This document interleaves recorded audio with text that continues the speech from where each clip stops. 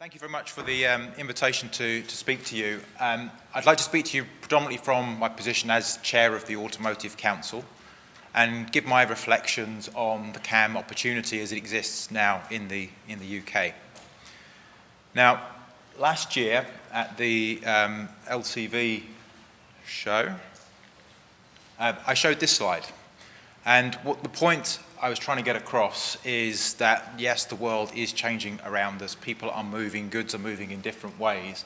And there's an opportunity for the UK to step into this and to take a leading position to benefit in two ways. Firstly, by applying CAM and benefiting by the way people move around, goods can move around, but also through industrial growth and investment.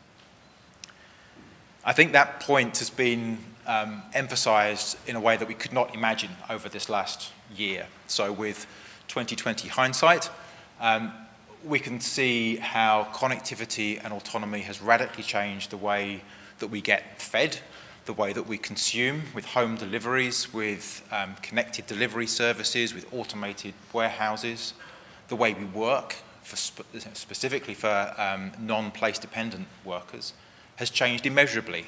Work-life balance has changed probably forever. In fact, many of these changes are probably irreversible because we like them. And consumer behaviour, people behaviour has changed. They'll also be permanent because they're more efficient, they're more productive. So the pace of change, I think we've always talked about it accelerating in the technology world. We've now got really clear, strong evidence of how people respond to connectivity and autonomy. And the difficulties we've had are probably where connectivity and autonomy have not been able to make the kind of transformation that we've wished for, and transport, mobility, is one of those. So as the Automotive Council, our role, we are a co-chaired organisation led by BEIS and Lord Grimstone, who's one of the BEIS ministers, and by industry. We work together as a government industry body to provide advice, guidance, evidence points of view, case for investment and intervention in the industry, and some suggestions on where interventions could be best placed to grow the industry and really elevate the UK, maintain the UK at a leadership point in the industry for the deployment and growth of CAM. So we've had a really interesting opportunity this year, two interesting opportunities. Firstly, to input into the CAM call for evidence, working with our partners in CCAV, and with them and the BEIS team to take that evidence and shape it into recommendations for the spending review, which will be announced late in October.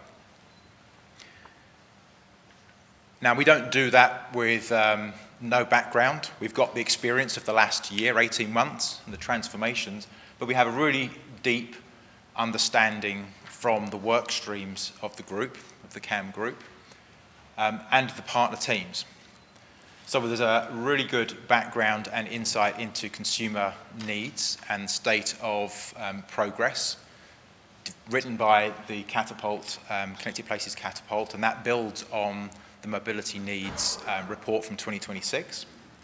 We lean heavily, as Steve said, on the AESIN teams, particularly the cybersecurity team and the verification validation team, for their thoughts and insight on how you can effectively and reliably bring CAM to market. We lean on VCA, SMMT for their regulatory thought and the CAVPASS team within government, and work closely with the Zenzik team and the roadmap that they produced in 2019 and updated last year is effectively our roadmap. We endorse that, we recognise that. So with that evidence and the experience of the last 18 months, what I'd like to do is take you through the 5 key recommendations that we've put forward into the CSR discussion, and we hope will be recognised in a month or so's time.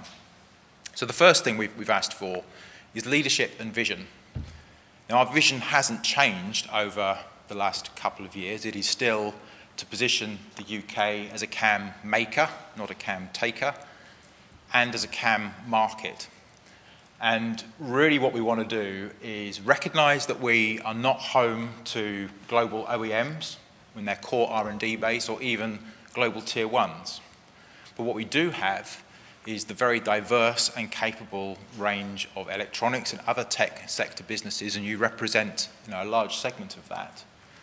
And we should direct that, focus that on the remaining challenges and innovating around CAM and on the early stage deployment. If we can validate the economic and social case for CAM and show it can be done in a safe, secure, integrated, effective, efficient way, we can generate a business around the exploitation of CAM using the skills of those partners around the world. But what we need is the investment and the public statement from government to help us do that and to build these networks, not just within electronics or within the Automotive Council, but cross-sector. Subsea was a good example where there is expertise that we can learn from. Second, regulation and resilience. We have an unfair advantage in the UK. We have world-class legal sector. We have a seat at the international regulatory table. We have a fantastic cybersecurity sector. We are the earthly home for the insurance underwriters. So build that together and wrap it in an integrated way, and we have the framework for safe, secure, validated CAM. And that really is something that we need to invest in. Third, early commercialization. I touched on it a moment ago. Growing the core foundational skills in cyber, in simulation, in validation, helps us take the world to market. It anchors critical capabilities and activities. If we can do that in the UK, it gives us strength from which to grow, to prove out the social economic benefits of CAM through delivery in our own backyard, but also exploit and grow elsewhere, and starts the flywheel of IP generation and exploitation. Fourth, supply chain. We need to recognise the transport system as a critical piece of national infrastructure.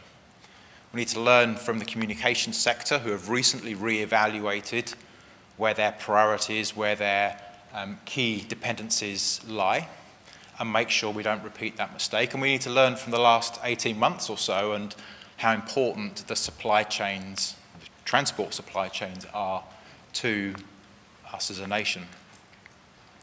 And lock in those capabilities because they are critical to us. Identify where we have strengths, build on those. Identify the connections across sector. And as Stephen Allen said, look for the relationships, the networks that extend overseas. We're not going to do this alone. We have strengths that we can bring to Europe, and there are strengths in Europe that we can leverage. And in that way, we can build a resilient solution. Lastly, skills. There is an international shortage of the critical skills that we're after.